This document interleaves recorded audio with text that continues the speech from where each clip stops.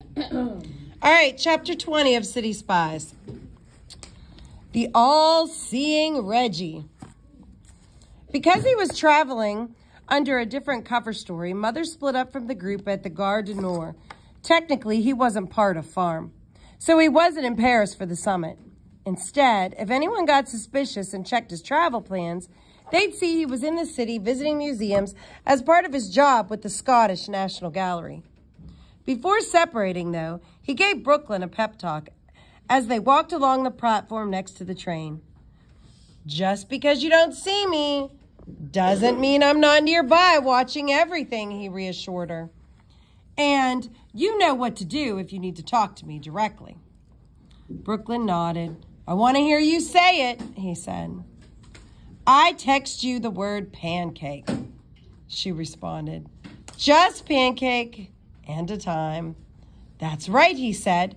If someone hacks us, it won't mean a thing to them, but I'll know where and when to meet you. Anyone interrupting the text would assume it had something to do with breakfast, but it would actually be a reference to the judge from family court. Mother would know to meet Brooklyn in front of the Palais de Justice, which was located in the exact center of the city. And remember, he added, forget about the wall. You don't have to climb it. Brooklyn took a few more steps and was about to respond when she looked up and saw that he was gone. She had no idea how he disappeared so quickly, but as she scanned the travelers on the platform, there was no sign of him. Come on, Sydney said as she walked up and threw a friendly arm around her shoulders. You're going to love this city. Outside the train station, they hopped on the number 42 bus to get to their hotel. The Three Lions Inn was located in the Madeleine neighborhood of Paris, where two roads intersected at sharp angles, making the building wedge-shaped, like a 4-story slice of cake. As with most hotels in the city, the staff worked diligently to maintain its star rating in guidebooks and on travel websites. Except, unlike others who tried to move up the scale, Three Lions was determined to never earn more than a single star.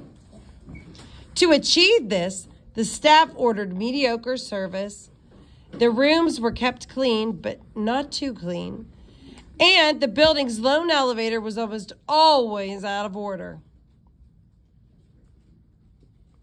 Not surprisingly, though, there were only 28 rooms to let. The hotel always had at least a handful of vacancies, even the hotel during the most busiest tourist season. As one reviewer put it, quote, it's amazing that Three Lions is still able to stay in business. What no reviewer could possibly know was that the Three Lions stayed in business because it was one of the several hotels in Paris owned and operated by the British Secret Intelligence Service. Constant vacancies were necessary in case of an agent needing an emergency lodging.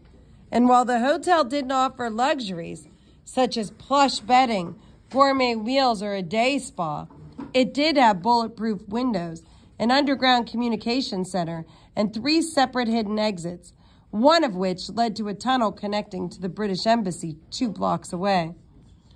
Of course, none of that was apparent as the team approached the building's rather unimpressive entrance.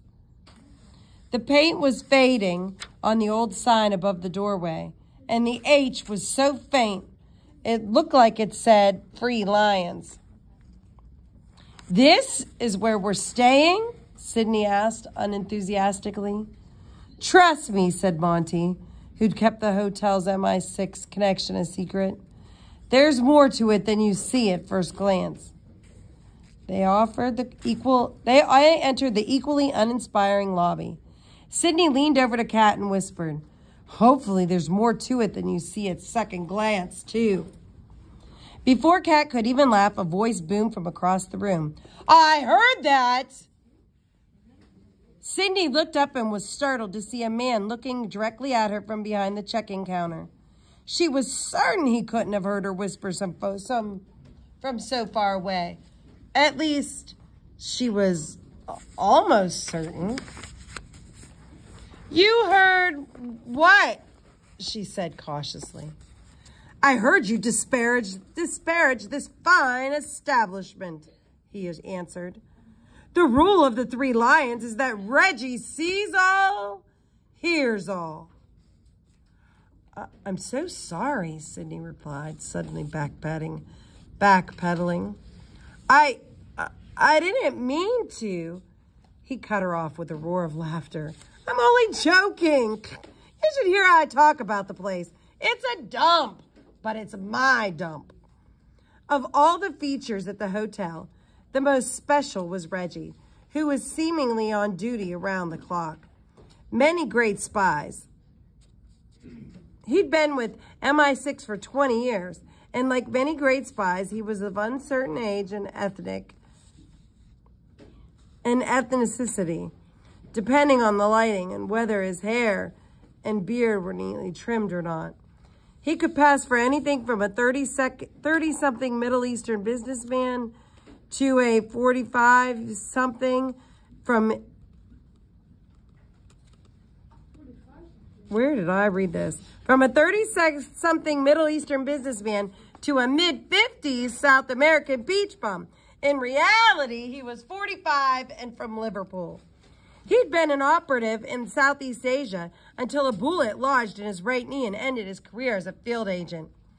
Now, he put his cloak and dagger skills to work at the Three Lions, where a state-of-the-art security system and hotel's unique triangular shape allowed him to keep a constant eye on anyone approaching the building. If someone followed you, Reggie knew it. More important, he knew exactly what to do about it. Hello, Reg, Monty said warmly as they approached the desk. She'd known him ever since basic training when he was one of her weapons instructors. Lovely to see you, Alexandra, he replied, calling her, as he always did, by her first name. Welcome back to the Three Lions. She looked at the old couch and the otherwise empty lobby, the outdated travel posters on the wall, and the rather uninviting bowl of hard candy sitting on the counter. I love what you haven't done to the place, she said as she handed him everyone's passports for check-in. We wouldn't want to over-egg the pudding now, would we? He said with a sly grin. He wrote the names into a ledger and grabbed 3 keys from a row of cubbies on the wall behind him. Let me show you your facilities and room. And make sure everyone's acquainted with all the amenities. As he came out from behind the counter, he walked with the help of a cane that had the name Harry written on the barrel. I thought your name was Reggie, said Rio. It is, said the man. Then who's Harry? Rio asked, pointing at the name. Harry's the cane, Reggie explained. It took a moment, but Paris was the first to get the joke. And when he did, he laughed hard. You named your cane after a footballer? Indeed I did. Reg shot him a wink and smiled. We're called the Three Lions for a reason. The hotel was named after England's national scorer team, which was nicknamed the Three Lions because of the lions on the crest of King Richard the Lionheart, which they wore on their jerseys. Harry Kane had been the captain of the team during the 2018 World Cup and won the Golden Boot as the tournament's highest scorer. I put everyone on the ground floor, Reggie said as they reached one of the rooms, so you don't have to worry about the lift. He unlocked a door to reveal a plain room with 3 beds, a desk, a chair, and a large stain on the wall. This one's for the girls, he said. I call it the Princess Suite. He took a look at Sydney, who simply said, lovely. I know you don't mean it, but it really is, he replied. He gave the window 2 solid whacks with his cane, and rather than shattering the glass, the cane just bounced off. These are ballistic level 3 glass glass-clad polycarbonate windows, and the bathroom walls are reinforced steel with armor plating. If things go pear-shaped, this is where you'll hide. Suddenly, the kids were beginning to get the sense that the hotel was not what it seemed. This light switch works the lights, he said, demonstrating by flipping it on and off. But this one activates a radio jammer so no one can use electronic devices to listen in on you. Doesn't that mess up the Wi-Fi? Asked Brooklyn. Yeah, but you shouldn't be using Wi-Fi while you're here, he said. It's too easy to compromise. If you need to go online, just plug in this into your laptop. He pulled up a corner of wallpaper to reveal a hidden computer cable. It puts you on the same network as the embassy and has a fully encrypted firewall. Wow, said Brooklyn. Now let me show you how to use your room key, Reggie said. Sydney laughed and then realized he was serious. Wait! Isn't there only one way to use a room key? If all you're worried about is unlocking a door, then yes. But this is designed for self-defense. He held up the keychain, a metal lion's head attached to a key ring with a super strong parachute cord. If you find yourself in trouble, slide this ring between your fingers like this, and it becomes a handle, and the lion's head turns into a weapon. He swung it around like a ninja. Just hold them at bay until Harry and I could come to the rescue. He lifted his cane for emphasis. You're going to beat them with your cane? Asked Rio. If I have to, he said, but I'd rather do this. He held the cane up like a gun, pressed an unseen button, and a feathered dart shot out of it and stuck to the wall. Harry's also a trank gun, he said. This should knock anyone out until the cavalry arrives. The team stared first at the dart and then at Reggie, trying to make sense of the scene. I told you there's more to this place than meets the eye, said Monty. Finally, the linen closet's across the hall, he said. The odds are that the good staff will fall behind in its housekeeping. So that's where you'll find fresh towels. And more importantly, it has a little false panel behind the shelf that opens to a tunnel connecting to the embassy. If you run through the tunnel, it triggers an alarm in the embassy.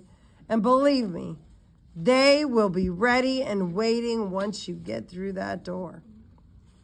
The code to unlock the door is 1966, he said. It's a doodle to remember because that's when England won its...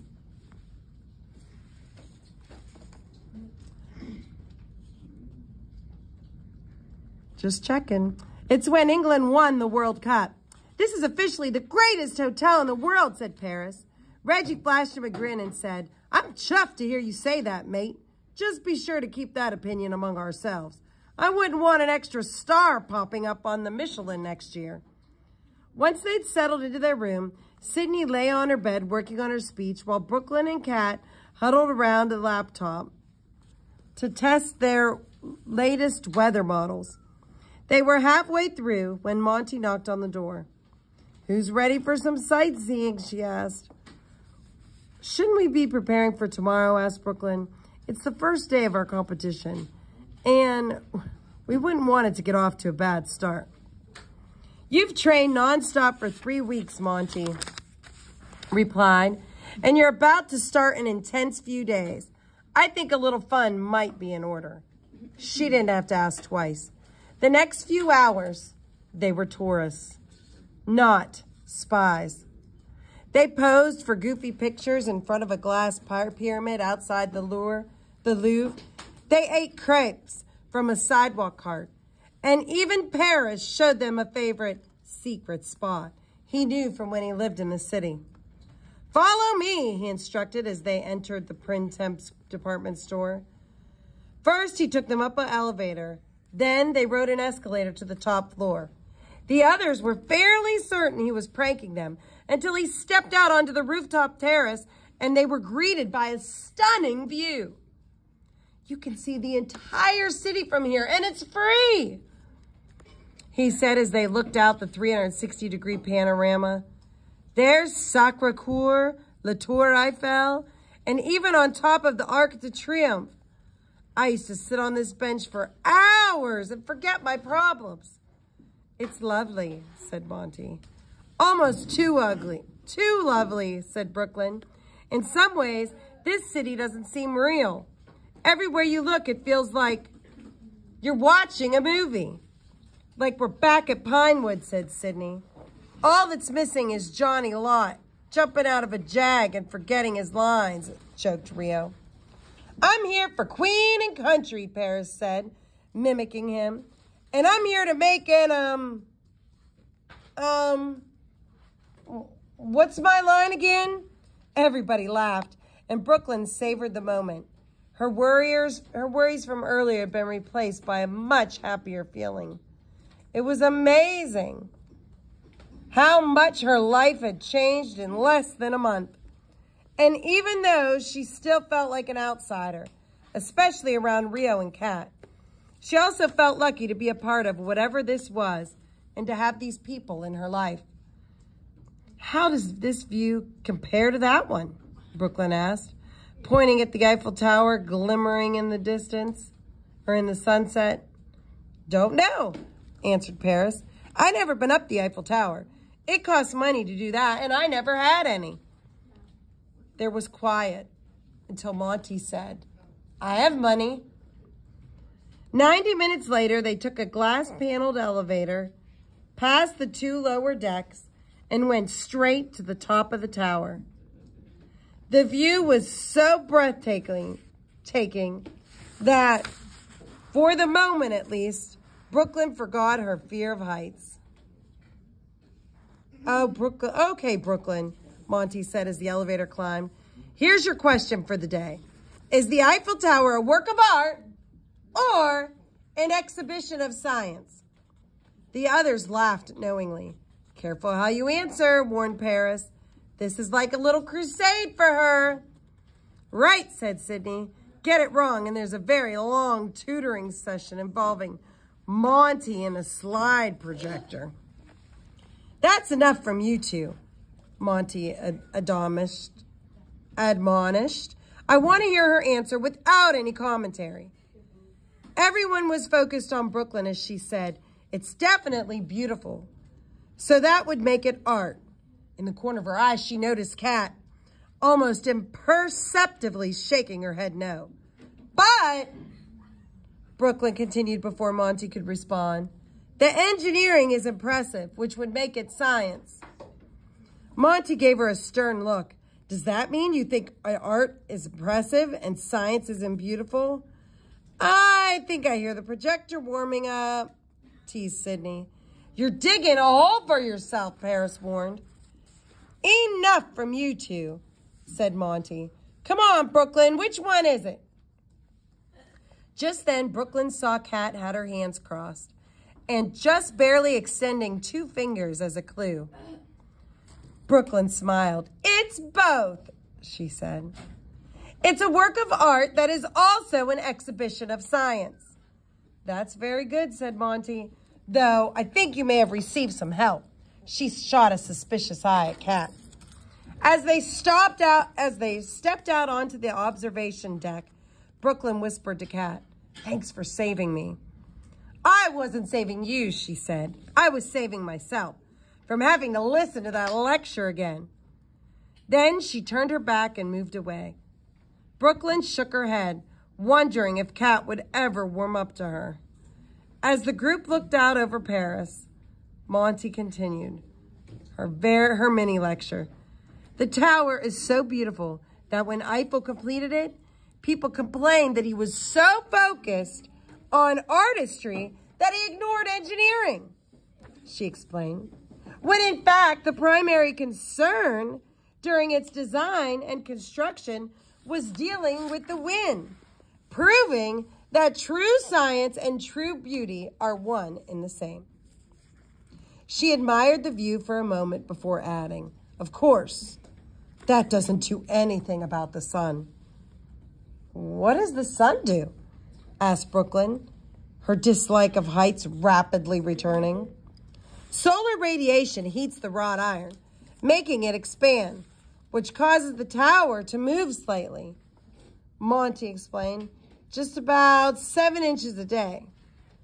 Brooklyn reflexively reached for the railing and gripped it tightly.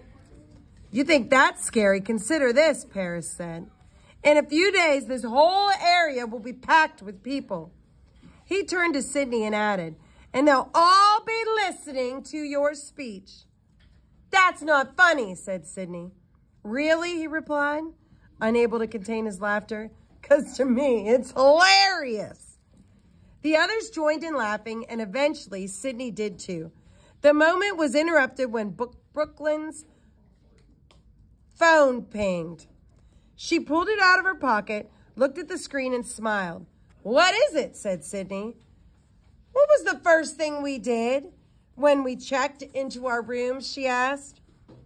Argued who was going to get the nice bed, answered Sydney. After that, said Brooklyn. We checked out our weather models on the laptop to make sure we were ready for tomorrow, said Kat. That's right, answered Brooklyn. And that's exactly what Charlotte and the team from Kinloch, Abby, just did. How do you know that? Asked Rio. Because my hack worked, she said. I set it up to alert me if it was activated, and it just sent me a text. She held up the phone so they could see the screen. I can now remotely access their computer whenever I want. And just like that, they were back to being spies. All right, tomorrow's chapter 21.